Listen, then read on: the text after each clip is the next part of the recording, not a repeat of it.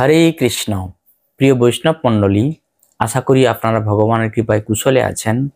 পবিত্রা রূপিণী একাদশী, এবছর পবিত্র রূপিণী একাদশী পড়েছে 5ই আগস্ট মঙ্গলবার 2025।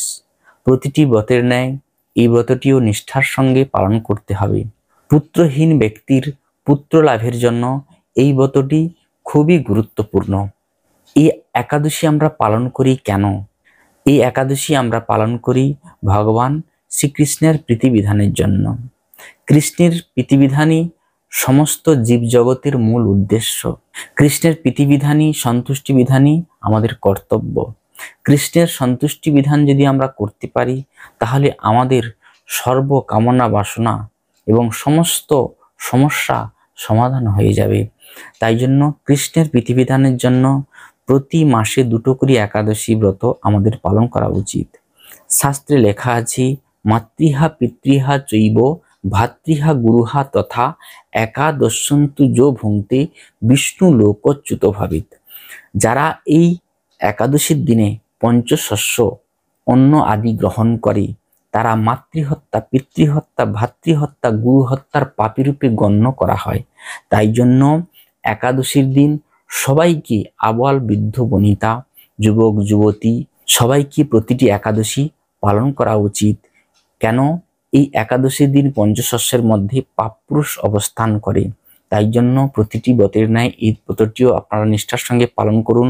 একাদশীর দিন আপনি পঞ্চশস্য আহার করবেন না, অন্যকেও পঞ্চশস্য আপনি প্রদান করবেন না। পঞ্চশস্য কি কি? ধান জাতীয়, গম জাতীয়, জব জাতীয়, ভুট্টা জাতীয়, তিল জাতীয়, শস্য জাতীয়, এই সমস্ত পঞ্চশস্য আপনি গ্রহণ করবেন না।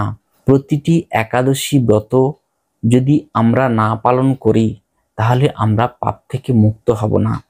তাই জন্য সর্ব পাপ থেকে মুক্ত হতে গেলে আমাদের প্রতিটি একাদশী পালন করা কর্তব্য। আমরা জানতে অজান্তে নানান রকম পাপ করে থাকি। সেই পাপ থেকে মুক্তির একটি মাত্র উপায় একাদশী ব্রত।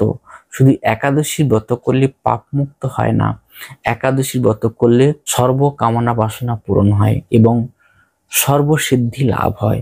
একাদশী হচ্ছে কল্প বৃক্ষের মতো। একাদশী ব্রত পালন করে যারা যা যা বাসনা করেছি সেটাই পেয়ে থাকে। এখন আমরা শ্রবণ করব এই পবিত্রা রূপিণী একাদশীর মহাত্ম্য। একদিন মহারাজ যুধিষ্ঠির ভগবান শ্রীকৃষ্ণকে জিজ্ঞাসা করলেন, হে প্রভু, শ্রাবণ মাসের শুক্লপক্ষের একাদশীর নাম কি?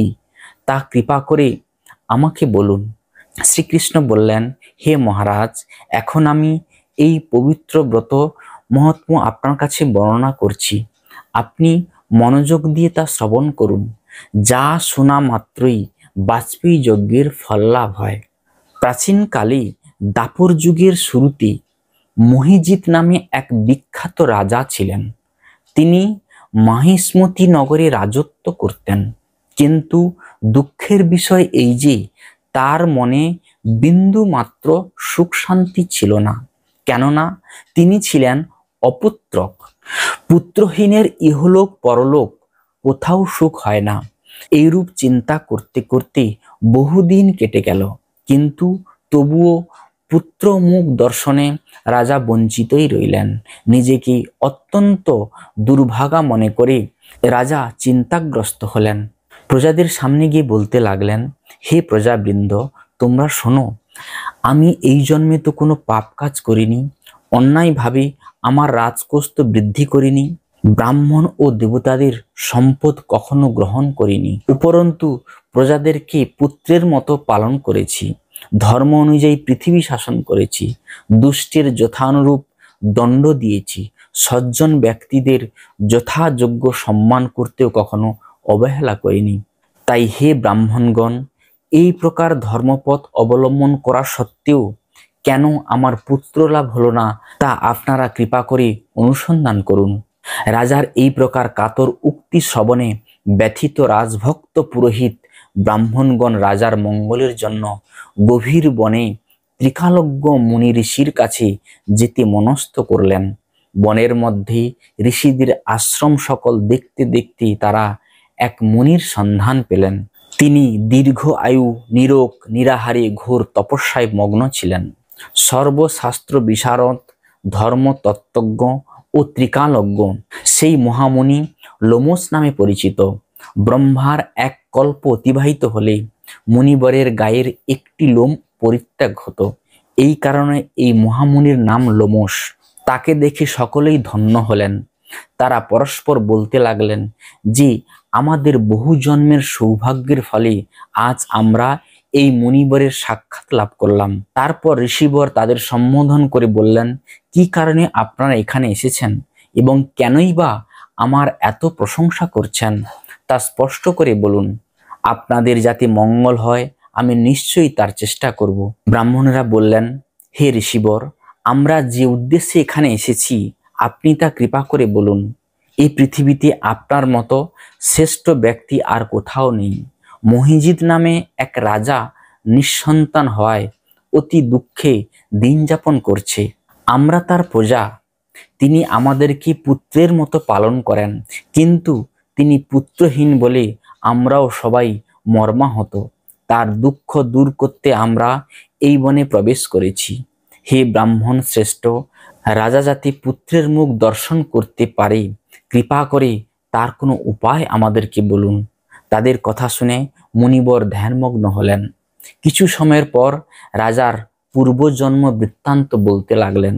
এই রাজা পূর্বজন্মে এক দরিদ্র বৈশ্য ছিল। একবার তিনি একটি অন্যায় কার্য করে ফেলেন। ব্যবসা করার জন্য তিনি এক গ্রাম থেকে অন্য গ্রামে যাতায়াত করতেন। এক সময় জ্যৈষ্ঠ মাসের শুক্লপক্ষের দশমীর দিনে কোথাও যাওয়ার পথে তিনি অত্যন্ত তৃষ্ণার্ত হয়ে পড়েন। গ্রাম প্রান্তে একটি জলাশয় তিনি দেখতে পান। সেখানে জলপানের জন্য যান। একটি গাভী ও তার বাছুর সেখানে জলপান করেছিল। তাদেরকে তাড়িয়ে দিয়ে তিনি নিজেই জলপান করতে লাগলেন। এই পাপকর্মের ফলে তিনি পুত্র সুখে বঞ্চিত হয়েছেন। তিনি পূর্বজন্মের কোনো পুণ্যের ফলে তিনি এই রকম নিষ্কণ্টক রাজ্য লাভ করেছেন।